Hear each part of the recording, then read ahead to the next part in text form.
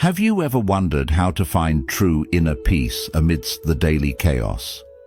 Buddhism offers us millennial teachings that guide us toward acceptance and detachment, showing us that what is meant for us will come at the right time. Through stories and parables, we will learn to let go of what doesn't belong to us and embrace with serenity what life offers. We will discover that detachment doesn't mean indifference, but a profound freedom that allows us to fully live in. Join us on this journey of self-discovery and personal transformation, where together we'll explore how to apply these teachings in our daily lives to achieve a fuller, more conscious existence. The art of detachment, freeing the soul. Once upon a time, a monk was carrying a porcelain cup his master had gifted him. He cherished it deeply, admired it, and kept it by his side at all times.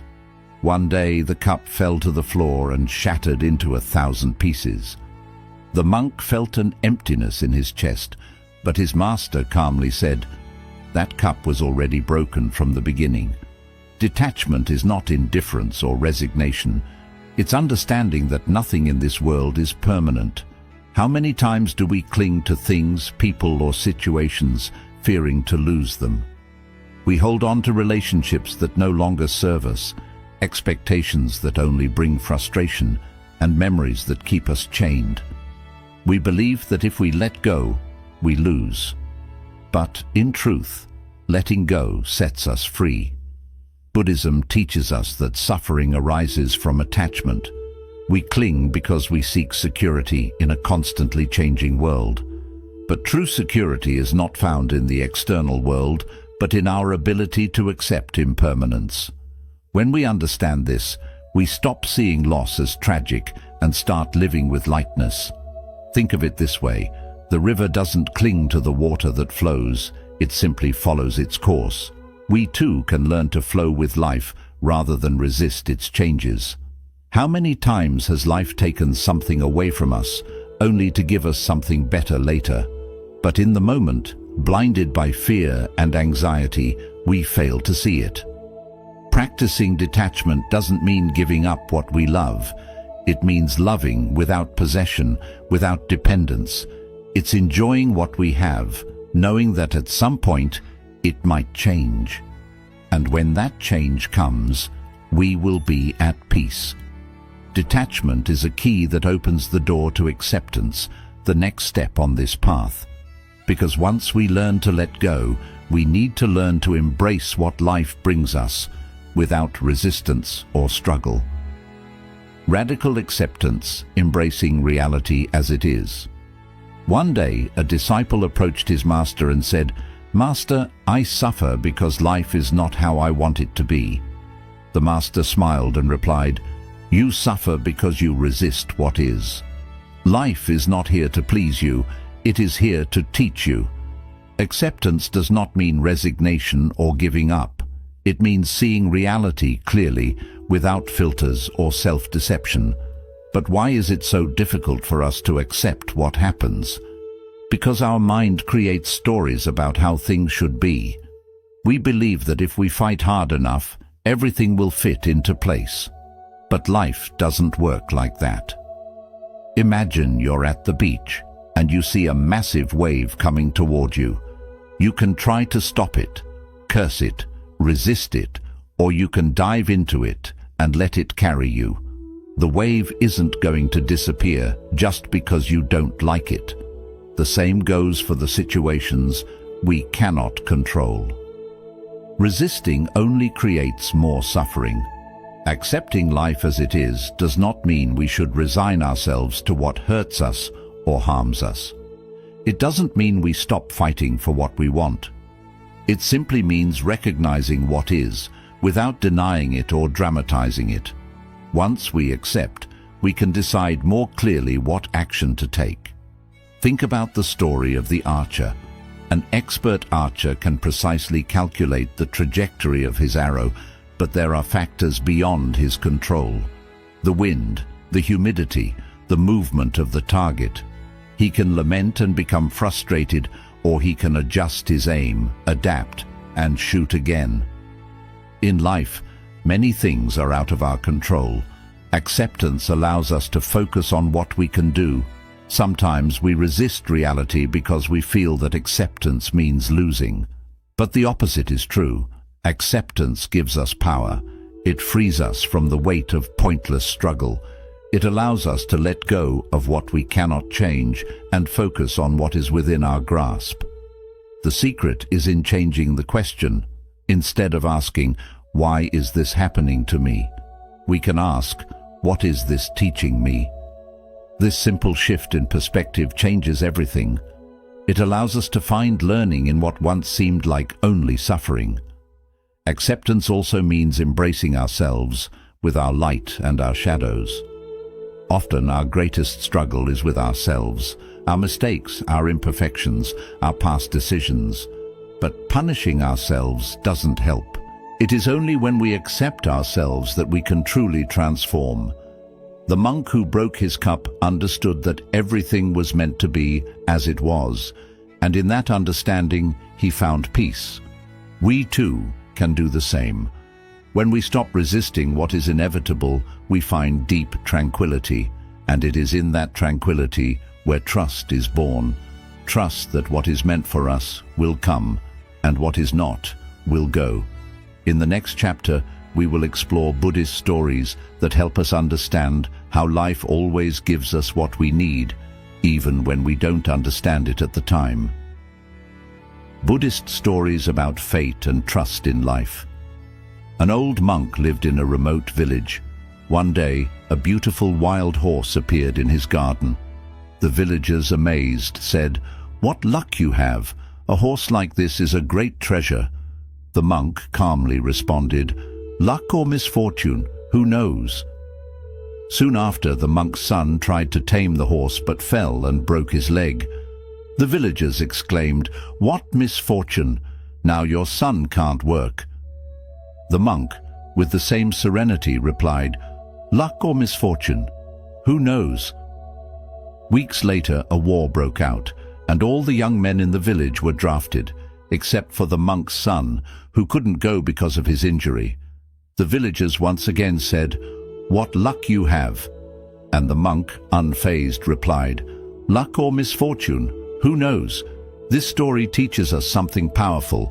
Life follows its course beyond our limited perception of the present.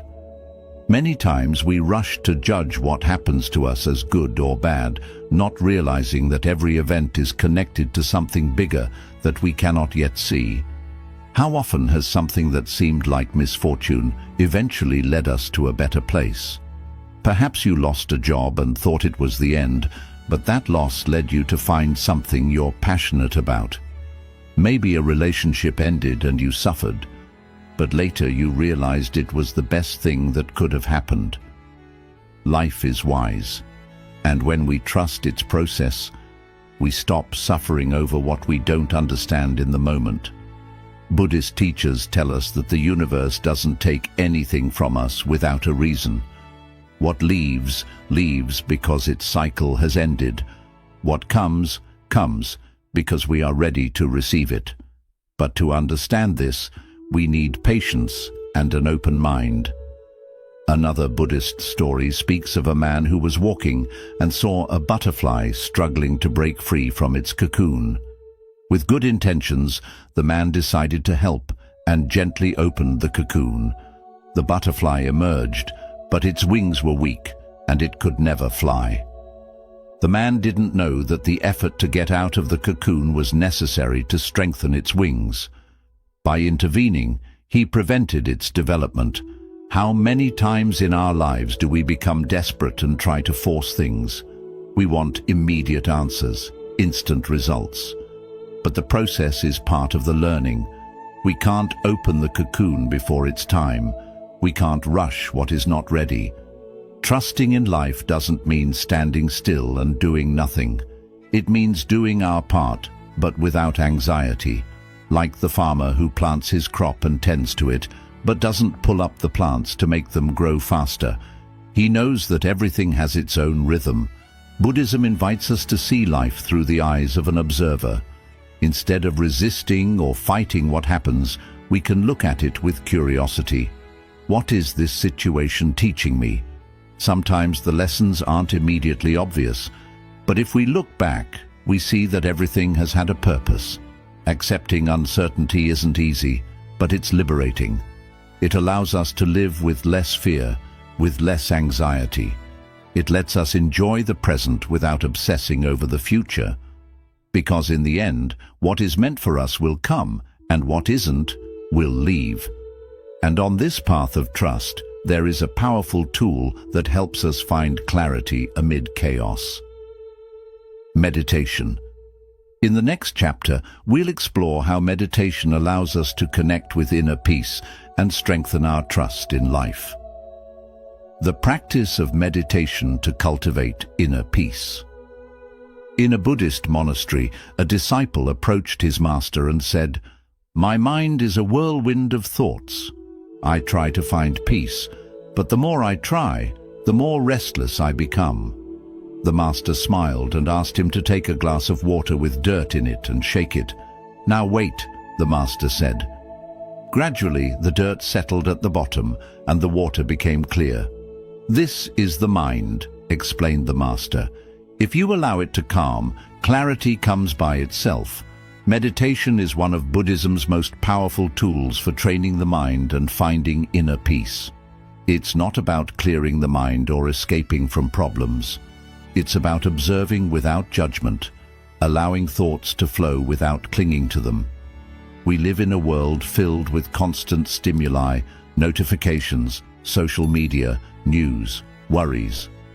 Our minds are always busy, but when we meditate, we give the mind a break. It's like turning off the external noise to listen to what truly matters.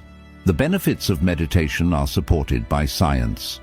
It reduces stress, improves concentration, strengthens the immune system, and most importantly, helps us develop a healthier relationship with our thoughts and emotions. But beyond the benefits, meditation teaches us something fundamental: impermanence. When we close our eyes and observe our breath, we realize that everything is temporary. A thought appears and disappears. An emotion arises and fades. This helps us understand that nothing in life is permanent. Not pain, not sadness, not anxiety. Everything flows.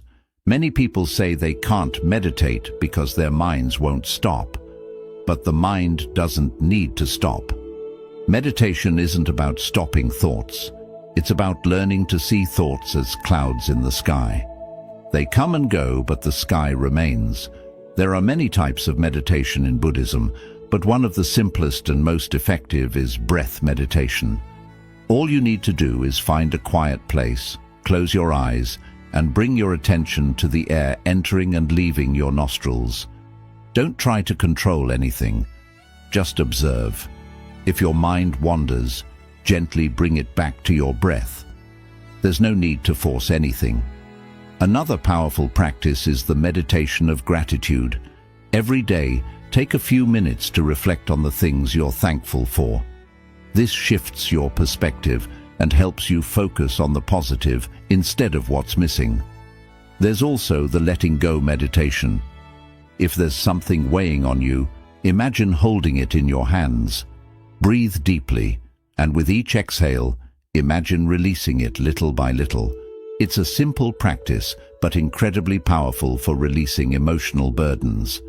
As we meditate regularly, we begin to notice changes. We react less to difficulties. We feel more peace in our daily lives. We learn to live with greater presence. And this presence is key to letting go of control and flowing with life, which is the next step on our journey. Next chapter, we'll explore how to trust the universe and release the need to control every detail of our existence. Letting go of control and flowing with the universe. One day, a disciple was standing by the river with his master. As they watched the water, the master said, "Look at how it flows without resistance, adapting to every rock, every curve, every change in the path. It doesn't fight the current. It simply moves forward. We try to control everything: our relationships, our future, what others think of us. We believe that if we plan enough, we can avoid pain and guarantee our happiness. But life doesn't work that way. Like the river, it is in constant motion.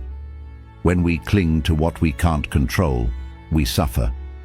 Buddhism teaches us that true peace comes when we learn to let go. It doesn't mean we stop trying. It means we accept that not everything is in our hands. We can do our best, but we can't control the outcome. We can love someone, but we can't make them stay. We can take care of our health, but we can't avoid illness forever. There's a Buddhist story about a man who clung to the branch of a tree at the edge of a cliff. He was exhausted, but afraid to let go. What he didn't know was that right below him there was solid ground. If he had let go, he would have landed safely, but his fear kept him trapped. This is how many of us live. We cling to jobs that don't make us happy, to relationships that no longer serve us, to expectations that only frustrate us. We're afraid to let go because we think we'll fall, but in reality, letting go is often what saves us. But how do we learn to let go of control? First, by accepting that uncertainty is a part of life. There are no absolute guarantees. The problem isn't the uncertainty, it's our resistance to it. Instead of viewing the future with fear, we can view it with curiosity. What opportunities will life bring me? It also helps to remember that many times what we think is a problem is actually a doorway. There are people who lost their jobs and found their true calling, relationships that ended only to make room for something better. Everything is connected in ways we can't always see in the moment. Another way to practice detachment is to stop identifying with the outcomes. We do things because we enjoy them, not just because we expect a reward. Like a painter who paints without worrying about whether or not the painting will sell. Like a child who plays without thinking about winning. When we act from this place, life becomes lighter. Meditation is key here as well. It helps us observe our fears without being swept away by them. It allows us to clearly see what we can and cannot change. Letting go of control doesn't mean we leave everything to chance. It means we trust that whatever happens we can handle it. It means we stop resisting and start flowing with life. And when we flow, something beautiful happens. We begin to feel more compassion, not just for others, but for ourselves. Because letting go isn't just about the external world. It's about releasing our own judgment and self-criticism. In the next chapter, we'll explore how compassion helps us live with more love and less suffering. Compassion for oneself and others. A monk was walking along a path when he saw a man striking his chest and crying. "Master," said the man, "I have made many mistakes. I have hurt the people I love, and I cannot forgive myself." The monk gently replied, "If a bird breaks its own wing for having made a mistake in flight, how can it fly again? Guilt is the stone that stops us from moving forward. Compassion is the wind that lets us continue." In Buddhism, compassion is one of the most important pillars. But it's not just about being kind to others. It's about learning to be kind to ourselves. Too often, we are our own worst critics. We punish ourselves for past mistakes, demand perfection from ourselves, and speak to ourselves harshly. We say things to ourselves that we would never say to someone we love. But what good does that harshness do? Does it help us improve? The truth is, it doesn't. Self-compassion is not an excuse to avoid growth. It is the foundation that allows us to change without fear. A tree doesn't grow stronger by being struck, but by being watered with patience. There is a Buddhist practice called metta bhavana, or loving-kindness meditation. It involves repeating compassionate phrases, first towards ourselves and then towards others. It begins with something as simple as, "May I be well, may I be happy, may I live in peace." At first, it may feel strange. Many people find it difficult to wish happiness for themselves because they feel they don't deserve it. But the reality is, only when we learn to treat ourselves with love can we offer true love to others. Compassion also means understanding that we are all on a journey of learning. No one is born knowing how to live. We all make mistakes, make poor decisions, and react in ways we later regret. But if we continue to punish ourselves for the past, we can never move forward. Now, compassion doesn't mean justifying what harms us. If someone treats us badly, it doesn't mean we have to accept their behavior. We can be compassionate without allowing ourselves to be hurt. The difference is that instead of reacting with hatred, we respond with understanding. Not because the other person deserves it, but because we deserve peace. There is a Buddhist story about a man carrying a sack of stones on his back. He was exhausted, but he kept walking without letting go of the sack. A monk saw him and asked, "Why are you carrying that weight?" The man answered, "These stones are my grudges and resentments." The monk replied, "Let them go. You don't need to carry them to continue on your path. This is how many of us live, holding on to anger, resentment, and the wounds of the past. We think that by holding on to grudges, we punish the person who hurt us, but in reality, we only punish ourselves. Letting go of resentment doesn't mean forgetting, but freeing ourselves from the weight that prevents us from moving forward. A Buddhist master once said, "If you hold a burning coal with the intention of throwing it at someone, you are the one who gets burned first." Anger and hatred destroy us more than they ever affect the person we direct them towards. But how do we cultivate compassion when we've been hurt? First, by understanding that everyone acts from their level of awareness. Someone who harms others is probably suffering in some way themselves. This doesn't justify their actions, but it helps us not to take them too personally. Next, we allow ourselves permission to heal. We don't need to carry the pain forever. We can decide to close that chapter and keep moving forward. And then, we remind ourselves that compassion is not weakness, it is true strength. It takes more courage to forgive than to hold on to anger. It takes more strength to release than to cling to what hurts us. When we grow compassion, our lives begin to change. We stop reacting with fear and begin to act with love. We become more patient, more understanding, and lighter at heart. This compassion not only transforms our relationship with ourselves and others, but also allows us to live with more peace and harmony in the world. It is a key part of the journey to inner peace. In the next section, we'll see how we can bring these teachings into our daily lives to live with more wisdom and fulfillment. Bringing Buddhist teachings into daily life.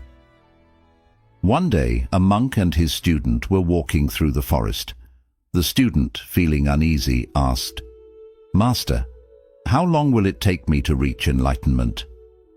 The master replied, "If you walk in a hurry, it will take much longer. If you walk with patience, it will come sooner than you expect." This is the great secret of Buddhism. Real change doesn't happen overnight. It's not about reading a book, watching a video, or quickly grasping an idea. It's about putting what we've learned into practice, little by little, each day. Because it makes no sense to know that attachment causes suffering if we still cling to it out of fear. And there's no value in understanding acceptance if we keep resisting what life brings us. So how do we practice these teachings in daily life? How do we turn Buddhism from just a beautiful idea into a way of living? The first step is to practice detachment. This doesn't mean giving up everything or cutting off emotional bonds. It means learning to value without trying to possess. When something good enters your life, welcome it with gratitude, but without the fear of losing it. When something leaves, allow yourself to feel the pain, but without clinging to it. Ask yourself, Am I holding on out of love or out of fear? The answer will guide you on whether it's time to let go. Second, practice radical acceptance. Start each day by asking, what can I accept today? It might be a difficult situation at work, a conflict with someone, or even a flaw within yourself. Acceptance doesn't mean giving up. It means ending the struggle against what already exists. Only when we accept clearly can we act wisely. Third, trust in life. Whenever things don't go as planned, remember the story of the monk's horse. Don't rush to label events as good or bad. Instead, ask yourself, what lesson is this bringing me? With time, you'll see that everything carries a purpose. Fourth, make meditation part of your day. It doesn't need to be long or complicated. Just a few minutes of mindful breathing can make a big difference. If you spend even 5 minutes each day watching your breath, your mind will slowly grow calmer. Don't expect instant results, but over time you'll see that you react less and understand more. Fifth, release the need to control. Do your best, but don't obsess over the result, like an archer who lets the arrow fly without worrying about the target. If things don't go as planned, instead of getting upset, ask yourself, how can I flow with this? Remember, the most beautiful things in life aren't always planned. They often arrive when we stay open to them. Sixth, show compassion in every action. You don't need big gestures to practice compassion. A simple act of kindness, a gentle word, or even a smile can brighten someone's day. But most of all, be kind to yourself. Rather than judging yourself for every mistake, talk to yourself the way you would to a close friend. Life is a journey that never stands still. Don't expect to reach a state of perfect enlightenment. It's not about reaching a final destination, but about walking with awareness. Some days, you may forget these lessons and react with fear, attachment, or frustration, and that's all right. Learning is never a straight path. What truly matters is returning to these principles again and again. Buddhism is not just an idea, it's a practice. The best way to live it is to experience it, make mistakes, learn, and keep moving forward. Each day gives us a new chance to apply these teachings, to let go a little more, trust a little more, and live with greater peace. If this video brought value to you, subscribe to the channel to keep exploring these life-changing teachings. Share in the comments which lesson touched you most, or a time when life showed you that everything unfolds at its own pace. We'd love to hear your story. See you in the next video.